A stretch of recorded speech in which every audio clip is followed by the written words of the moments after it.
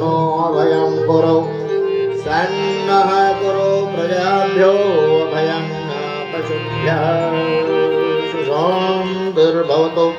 श्रीमन्महागणाधिपतये नमः। लक्ष्मीनारायणाभ्यां नमः। महेश्वराभ्यां नमः। वाणीरणिगर्भाभ्यां नमः। पुरन्दराभ्यां नमः। मातृपितृगुरुदेभ्यो नमः। स्त्रीदेवताभ्यो नमः। कुलदेवताभ्यो नमः। ग्रामदेवताभ्यो नमः। स्थान देवताभ्यो नमः। वास्तुदेवताभ्यो नमः। सर्वेभ्यो देवेभ्यो नमः। सर्वेभ्यो ब्राह्मणेभ्यो नमः। हरिः ओम्।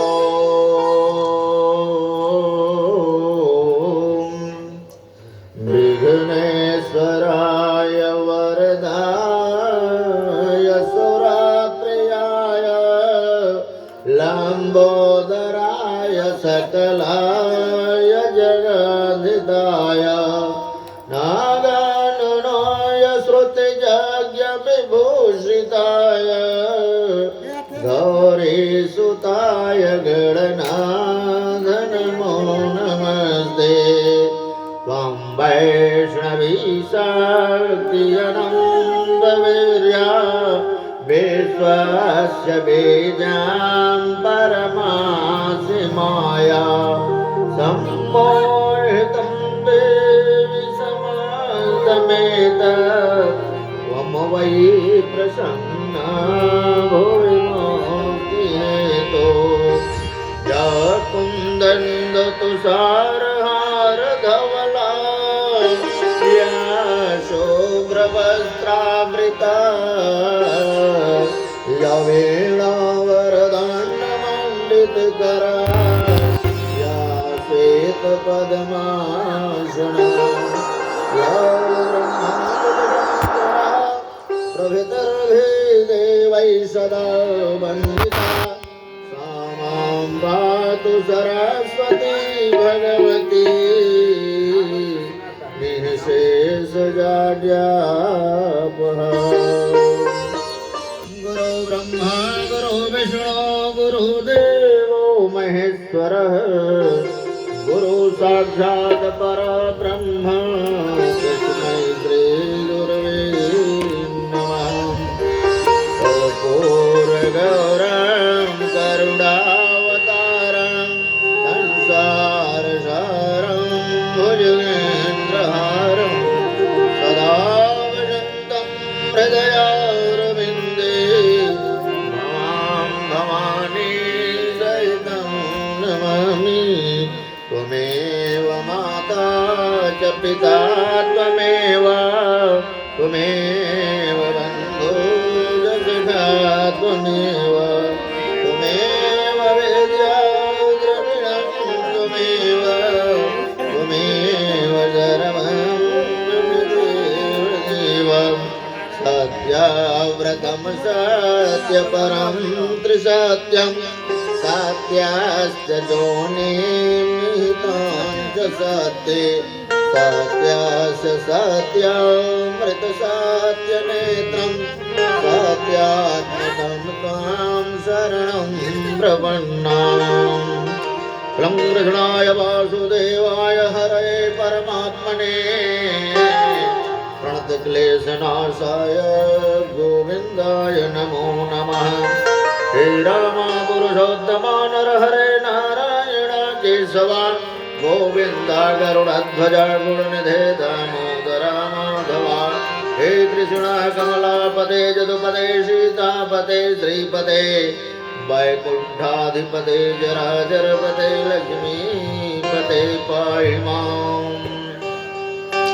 मनोजवं मारुतलेवेयं जितेन्द्रियं बुद्धिमतां परिशुद्धं वातात्मजं वानरयूथमुख्यं श्रीरामदूतं शरणं प्रपद्ये। हरिः ओं हरिः ओं हरिः ओं। अधरं मधुरं वदनं मधुरं नयनं मधुरं हसितं मधुरं हृदयं मधुरं गमनं मधुरं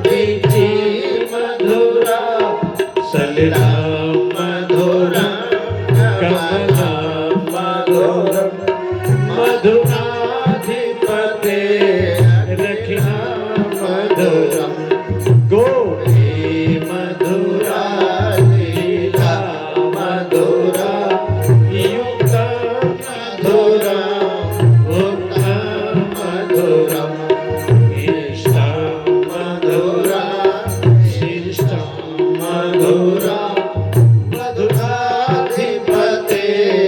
रखिना मधुरम गोपा मधुरा गावो मधुरा यष्टि मधुरा सृष्टि मधुरा दलिता मधुरा दलिता मधुरा मधुराधिपते रखिना मधुरम अधरा मधुरा बदना मधुरम नयना मधुरम हसिता मधुरम हृदय मधुरम गमन मधुरम मधुराधिपते रखिना मधुरम मधुराधिपते रखिना मधुरम मधुराधिपते रखिना नारायण नारायण शिव नारायण नारायण नारायण नारायण नारायण नारायण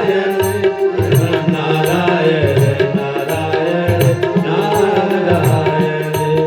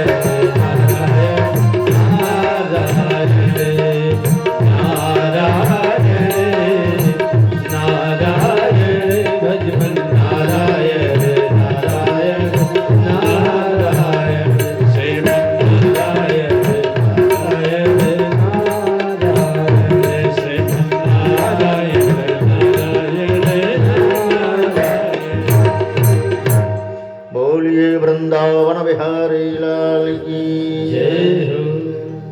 मनु के पुत्र प्रियव्रत का जो है कथा संपन्न हुआ ध्रुव जी के साथ। अब दूसरा पुत्र जो है प्रियव्रत थे। प्रियव्रत भी जो है बहुत ही सज्जन राजा हुए। उनके पुत्र याज्ञनेद्र हुए। याज्ञनेद्र के पुत्र नाभि हुए और नाभि के ही द्वारा भगवान का अवतार ऋषभ के रूप में होता है। ऋषभ देव जी बहुत ही ढंग से प्रजा का पालन करने लगे क्योंकि स्वतः नारायण ही थे। एक बार इंद्र जो है वर्षा इनके राज्य में बंद कर दिया। जिसके बाद जो है भगवान ऋषभ जी स्वतः ही अपने जोग माया के द्वारा बारिश करा दिए, सब प्रजा खुशहाल हो गई। फिर देखने लगे कि प्रजा का प्रेम उनके तरफ बहुत बढ़ रहा है, तब अपने पुत्रों को जो है उपदेश दिए, कहे कि पुत्रों, नार्यम देहो देह भाजाम नृलोके कष्टान कामान हरते बिडभुजांजे तपो दिव्यं पुत्र काजेन सत्वं शोधे दयस्माद ब्रह्म सौख्यं स्वनंतम महत सेवां द्वार माहुर विमुक्ते तमो द्वारं जुषितां संगी संगम महांतते समचिता प्रशांता विमन्यवः सुहृदोषाधोजे। सब देवों ने अपने पुत्रों को समझाया कि हे पुत्र, मनुष्य का जन्म बड़ा ही दुर्लभ है। आहार निद्रा मैथुन ये तो सब जोनियों में है, पशु पक्षी सब जोनियों में है, और मनुष्य जोनि के पास जो है साधन होता है, इससे चाहे तो परम पद को प्राप्त कर लेता है। ये संसार तो मेरी माया से जो है मुक्त उसी में फंसी हुई है, इसलिए कल्याण जो चाहे इस माया का त्याग करे और भगवान के भक्ति में अपने को लगावे, तो उसका सर्वत्र ही कल्याण होगा। हे पुत्रों, अब जो है मैं अपने बड़े पुत्र भरत को ये राज्य गद्दी दे रहा हूँ, और मैं जो है अब निकलूंगा संन्यास आश्रम में। भरत जी को राजगद्दी पर बैठा दिए और अपने जो है वो धूत की श्रेणी में प्रवेश कर गए, एकदम नंग धड़ंग रहते हुए, और इधर उधर भटकने लगे और घूमते घूमते पहुंच गए जंगल में, और वहां तपस्या में लीन हुए। फिर इसके बाद जो है इस धराधाम को त्याग कर दिया। इसके बाद भरत जी राजगद्दी पर बैठे, राजगद्दी को संभाले। भरत जी का भी चरित्र बड़ा ही उत्तम था, वो प्रजा को अपने पुत्र के तरह पालन करने लगे। इसके बाद अपने पुत्र को राजगद्दी पर बैठा करके तपस्या करने के लिए जंगल में कुटिया बनाकर रहने लगे।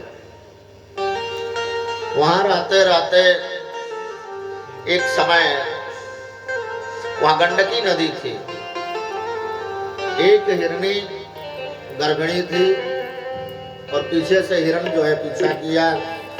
हिरण का गर्जना सुन करके वो हिरणी गंडकी नदी में छलांग मार दी,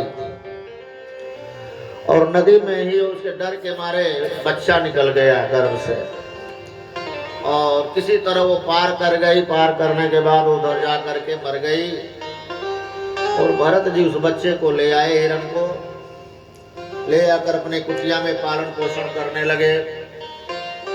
धीरे धीरे वो बड़ा हुआ, हमेशा जो है भरत जी के पास बैठा रहता, वो भी उसको फल फूल कुछ न कुछ खाने के लिए देते रहते, दूध पिलाते, पानी पिलाते, एकदम पुत्र की तरह। भरत जी का उसमें आसक्ति इतना बढ़ गया कि सब कुछ माला जपना भी भूल गए, अपने आप को भी भूल गए। एक दिन ऐसा समय आया, हिरणों का झुंड आया और हिरणों के झुंड के साथ वह बच्चा चला गया। अब ये बैठ करके चिंतन कर रहे कि वो तो बालक गया, पता नहीं उसको खाना मिलता होगा कि नहीं मिलता होगा, पानी मिलता होगा कि नहीं मिलता होगा। इसी सोच विचार में जो है राजा वहीं कुटिया में बैठे बैठे प्राण पखेरु उनका उड़ जाता है। इसके बाद अगले जन्म में वो जो है हिरण के गर्भ में पैदा होते हैं, हिरण जोनी में। लेकिन उनको ज्ञान बना रहता था कि अब तो पूर्व जन्म के राजा भरत हैं, हिरण के संजोग से मैं हिरण की जोनी में चला आया। वो चुपचाप बैठे रहते, भगवान का चिंतन करते, और इस तरह से हिरण के जोनी से भी मुक्त हो गए, उस शरीर को त्याग कर दिए। तीसरे जन्म में ब्राह्मण के घर में पैदा हुए। ब्राह्मण के घर में पैदा हुए, अनेक उनके भाई थे, सबसे छोटे ये थे। पंडित जी भी बहुत इनको मानते थे। छोटा पुत्र था, विद्यालय में पढ़ने के लिए सभी बच्चों का नाम लिखवा दिए। भरत जी के भाई कर्मकांड के सबसे उत्तम समझा और कर्मकांड कराने लगे। लेकिन भरत जी हुए विरक्त होकर के एक तरफ भगवान के चिंतन में रहते, आत्मा रमण में। अब सभी लोग समझे कि तो पागल है, ये कुछ नहीं कर गया, करेगा पढ़ेगा लिखाएगा ही नहीं। अब जो है सभी भाइयों का विवाह हो गया। अब इसके भाई डंडा पकड़ा करके खेत पर ले जाकर बैठा दिए। चलो खेत अगोरो, कम से कम कुछ तो कुछ करो। कौन के लिट्टी बना के भौजाई जनबा वहीं पर नून मर्चा रख के पहुंचवा दे। अब ये उसी में संतुष्ट रहने लगे, उसी को खा करके पानी पिए बैठे। चिड़िया जब आ करके खेत में काटने लगती, भाई लोग कहते अरे तुम यहीं बैठे हो, ये चिड़िया खा रहे, तो क्या करे चिड़िया खा रही है, ये राम जी की चिड़ई है, राम जी का खेत है, भर भर खा लेती है चिड़िया, तो हमें क्या दोष है। राम जी की चिड़िया राम जी का खेत, राम जी की चिड़िया राम जी का खेत, हालो चिड़िया भर भर पे। हाँ राम जी की चिड़िया राम जी का खेत, राम जी की चिड़िया राम जी का खेत, हालो चिड़िया भर भर पे। हालो चिड़िया भर भर पे। राम जी की चिड़िया राम जी का खेत, खालो चिड़िया भर भर पे।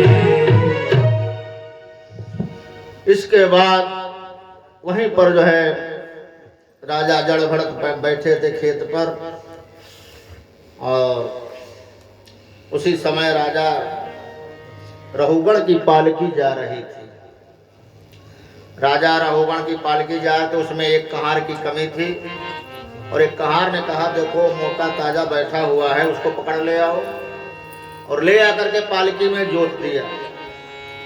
तो भरत जी जब चलते तो 3 पग भूमि देख कर चलते, कहीं कोई जीव जंतु तो पैर के नीचे नहीं न आ रहा है, कोई चींटी हो मच्छर हो, कोई भी जीव जंतु पैर के नीचे न आए। वो इधर उधर पैर को करते हुए चलने लगे।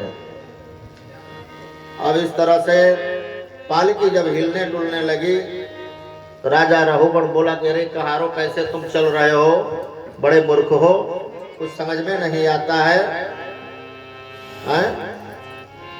वो सिंधुर सौवीर का देश का राजा रहुगण कहारों को डांटने लगा। तो बोले कि अरे महाराज ये तो नया वाला जो आया है यही इधर उधर जो है कर रहा है, हम लोग क्या करें। अब रहुगण को राजा होने का बड़ा ही घमंड था। इसके बाद अनाप शनाप बकने लगे।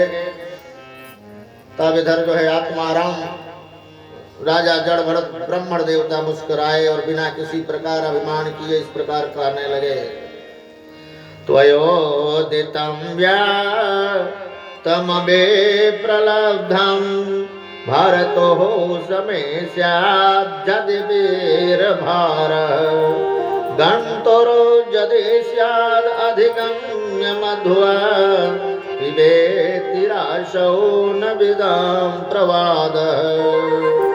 हे राजन, जो कुछ भी कहा वह तो यथार्थ ही है, उसमें कोई उलाहना ही नहीं है।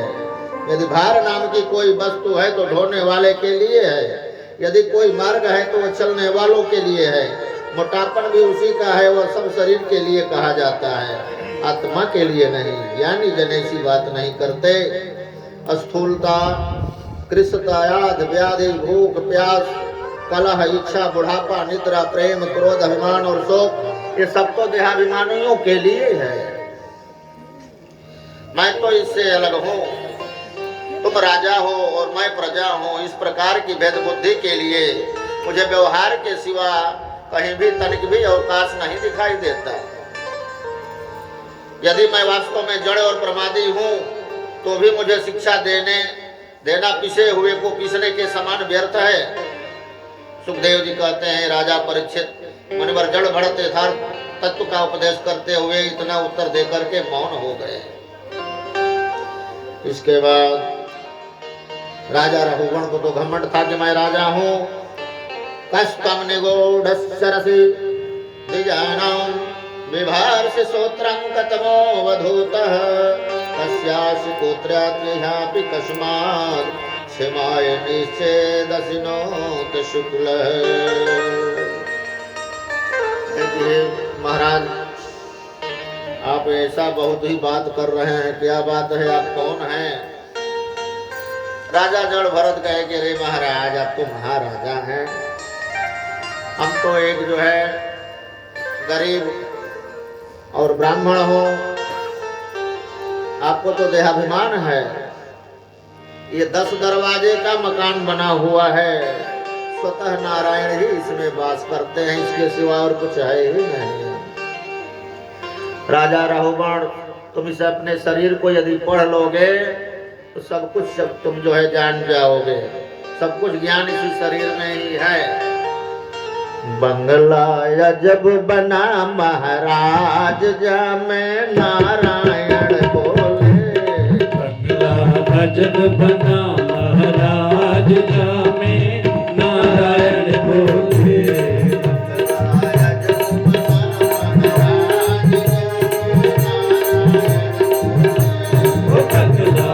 जब बना महाराज जा में नारायण बोले।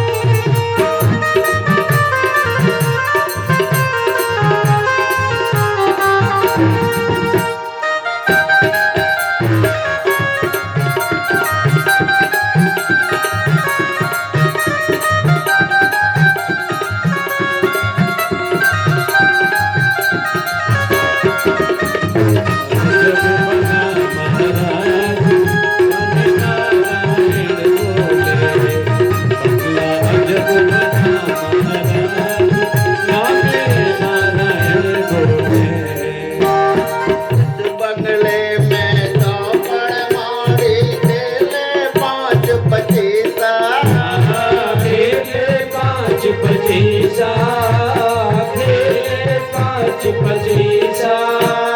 कोई तो बाजी हार गया है, कोई तो बाजी हार गया, कोई चलाक है जीता बंगला नूर बना महाराज जाने नारायण बोले। ओ बंगला नजर बना महाराज जाने नारायण बोले।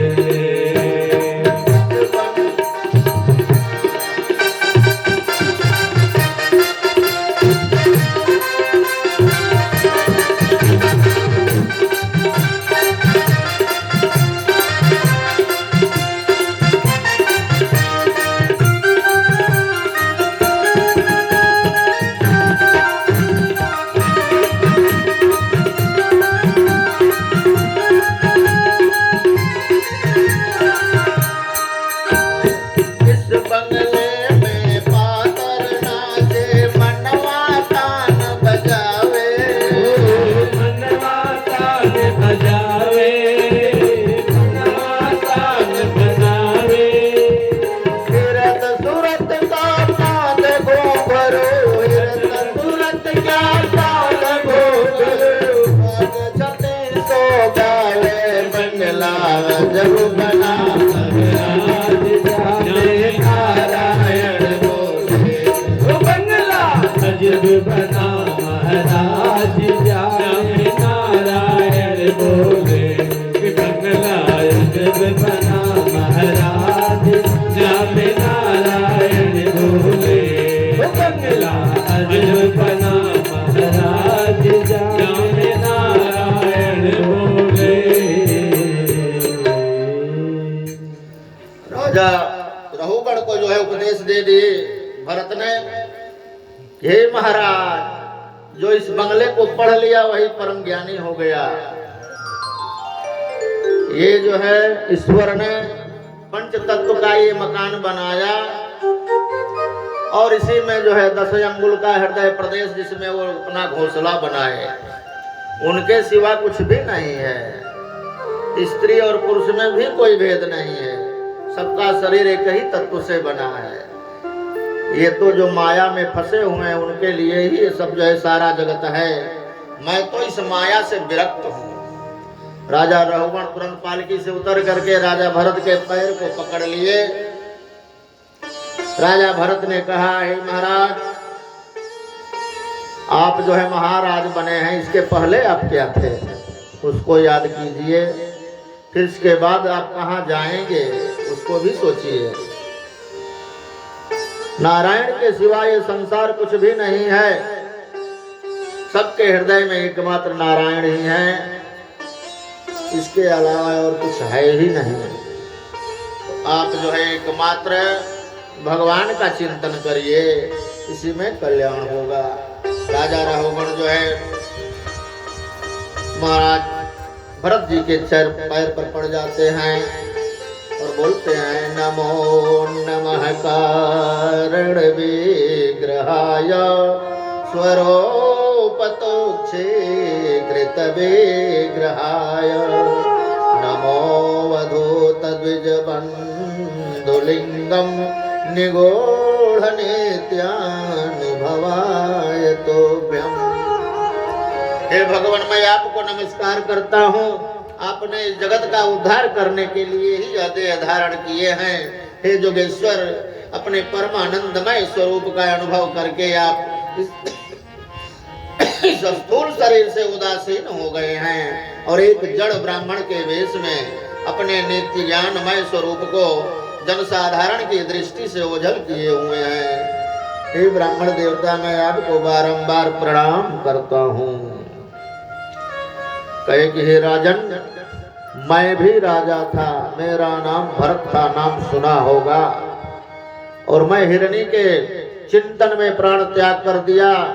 एक जन्म में मैं हिरणी हो गया, लेकिन ज्ञान मेरा बना रहा। फिर इस जन्म में मैं ब्राह्मण के घर में जन्म पाया हूँ। तो मुझे हर जन्म की बात याद है, इसलिए मैं निरंतर भगवान के ही आत्मानंद में ही रहता हूँ। इसके अलावा मुझे किसी संसार में किसी चीज से कोई मतलब ही नहीं है। अयम जनो नाम चलन पृथिव्यां जह पार्थिव कस्य हेतो तस्यापि चाम्रोरधिगुल्फ जंघा जारो मध्योरसिरोधरांसा। हे राजन, यह देह पृथ्वी का विकार है, पाषाण आदि से इसका क्या भेद है।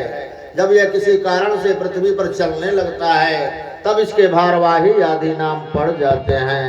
इसके दो चरण हैं, उनके ऊपर क्रमशः ठेंगुना है, पिंडली है, घुटने, जांग है और कमर, वक्षस्थल, गर्दन और कंधे आदि अंग सब बने हुए हैं।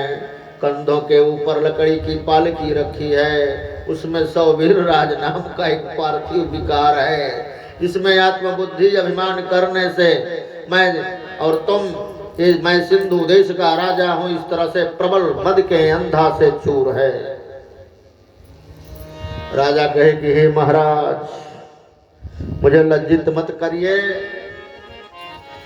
मैं आपकी शरण में हूं।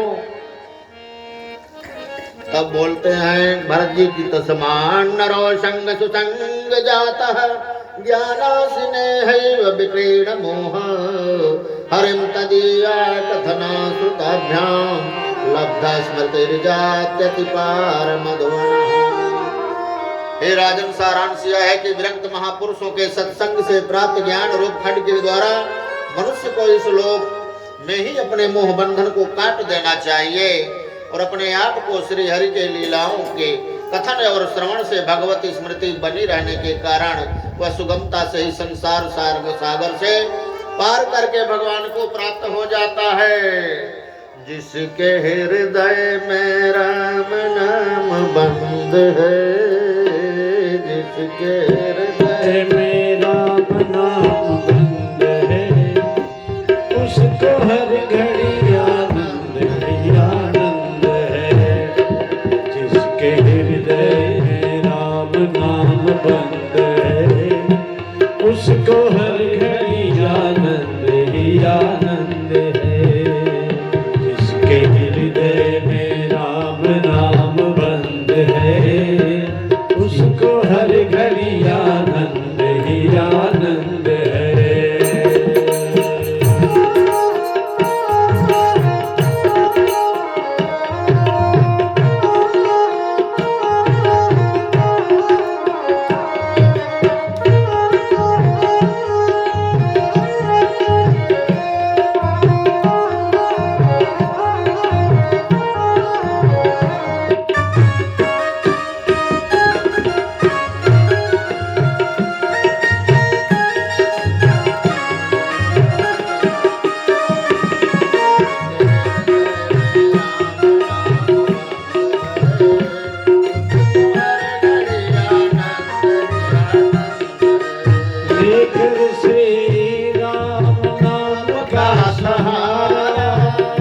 इस दुनिया से करके किनारा, लेकर सिर्फ राम नाम का सहारा। इस दुनिया से करके किनारा, प्रभु राम की रजा में रजामंद है। प्रभु राम की रजा में रजामंद है, उसको हर घड़ी आनंद ही आनंद है। उसके हृदय में राम नाम बंद है, उसको हर घड़ी आनंद ही आनंद है।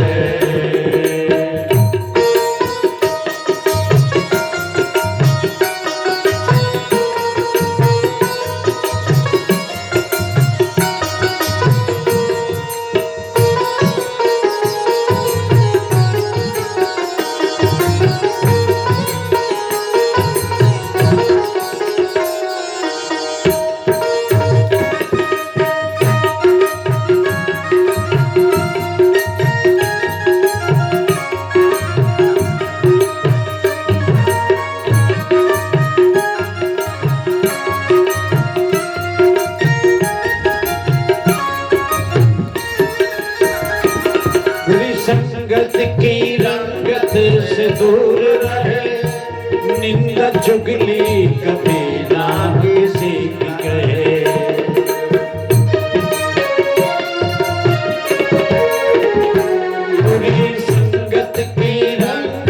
से दूर रहे, नित्य चुगली कभी ना किसी कहे। और जिसको सत्संग हरदम पसंद है, जिसको सत्संग हरदम पसंद है, उसको हर घड़ी आनंद जाना। जिसके हृदय में राम नाम बंद है, उसको हर घड़ी आनंद है, उसको हर घड़ी आनंद ही आनंद है, उसको हर घड़ी आनंद ही आनंद। राजा जड़भरत जो है सुनाते हैं हमको, राजा रघुगण को, कि हे राजन, ये जीव समूह जितने तुम देख रहे हो, धन घर ये सब जो है माया का खेल है। जो इसमें आसक्त हो जाता है, कामी लंपट हो जाता है, उसके लिए तो सीधे नरक का द्वार खुला हुआ है। जो इसका त्याग कर देता है वही हरि के परम पद को जाता है। इसलिए सब कुछ त्याग करके तुम्हें भगवान के चरण कमल की वंदना हमेशा करनी चाहिए। उनके मंत्र का निरंतर जाप करो, तभी हो सकता है कल्याण। अन्यथा इन 84 लाख जोनियों में फिर घूमने के लिए तैयार रहो। राजा कहते हैं कि अहो नृजन्माखिल जन्म शोभनम किम जन्म भेस्त परैष्यमुस्मिन् न जादृशि केश सयसः कृतात्मनां महात्मनां वह प्रचुरः समागमः। राजा रघुगण कहे कि हे महाराज, अहो मेरा ये जन्म कितना सफल है, मनुष्य जन्म उत्तम है। जो आप जैसे अवधूत भगवान ऋषि के पवित्र जस में निरंतर लगने वाले महात्मा का दर्शन हुआ, समागम हुआ, मैं अपने आप को धन्य समझता हूँ। सुखदेव जी कहते हैं कि हे उत्तरानंदन परीक्षित, इस प्रकार प्रभावशाली ब्रह्मर्षि पुत्र अपने अपमान करने वाले सिंधु नरेश रघुगण को भी अत्यंत करुणावश आत्म तत्व का उपदेश दिए। तब राजा रघुगण ने दीन भाव से उनके चरणों की वंदना की। फिर वे परिपूर्ण समुद्र के समान शांत चित्त हो वहां से चल दिए, पृथ्वी पर विचरने लगे। उनके सत्संग से परमात्मा तत्व का पा करके सौवीर रघुगण ने भी अंतःकरण में अब जो है भक्ति जो है भगवान की उसके हृदय में प्रवेश कर गई।